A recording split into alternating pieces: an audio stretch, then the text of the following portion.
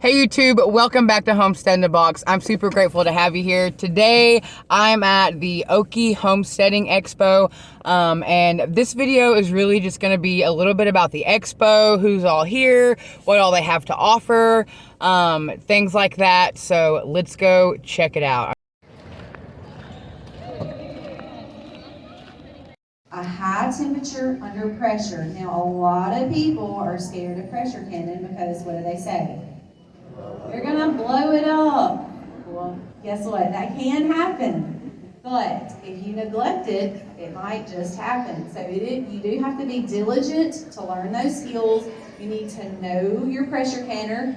Mine is very similar to that up there. I have an All-American, and I absolutely.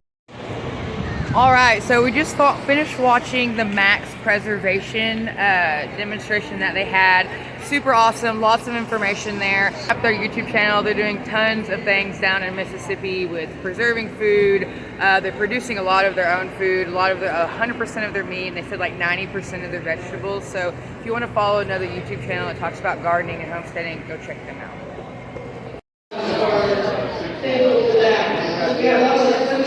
Hey friends, I'm here at the Okie Homesteading Expo, and I want to introduce you, as most of you probably know, Jill from Whispering Willow, but she's given me a second, and I have a question that I want to ask her and share it with you guys. And so my question for her is, who inspires you now? You've inspired so many of us out here.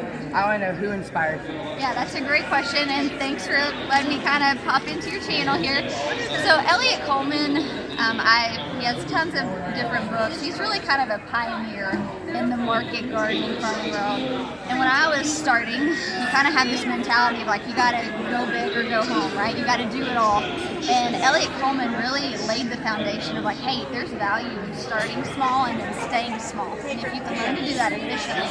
And it really kind of inspired me like, hey Jill, don't get caught up in what everyone else is doing. You're never going to have this huge farm. So utilize and steward your small space well and encourage other people. Because I think a lot of people think if they don't have hundreds of acres or they don't have, this big infrastructure, they can't do it. Well, if you learn to do it efficiently, you can fit on a really small piece of land. And it's just been really encouraging and inspiring me just to be confident in staying small and expanding where we can, but then encourage others, hey, work in your small space. Are you excited to transfer into the flower farm? I am. Yeah, I know you are. Lord, we got vision boards on vision boards, okay?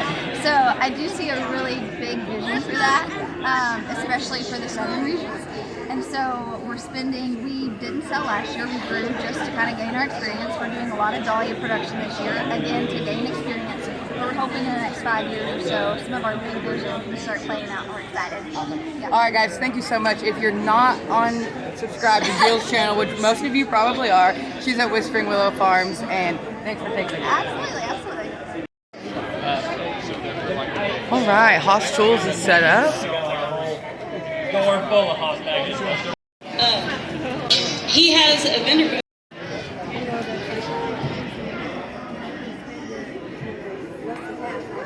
Got some soaps, Randy just told me that the hog fry is body butters. to do that, but it's actually like almost. All right, so shortly after that video, we actually walked around a little bit more, went and seen a few more vendors, things like that, and we actually ended up leaving. It was a super great time. I'm looking forward to going in the years to come and just watching it, get bigger and better. So it was a great time just to be around like-minded people, to know like there are other like-minded people out there. So it was super fun. Thanks so much for coming, hanging out with me, and watching this video. As always, I'm sending you good vibes. Send some good vibes to somebody that you know, and I will see you guys later in the week with some rabbit updates and garden updates.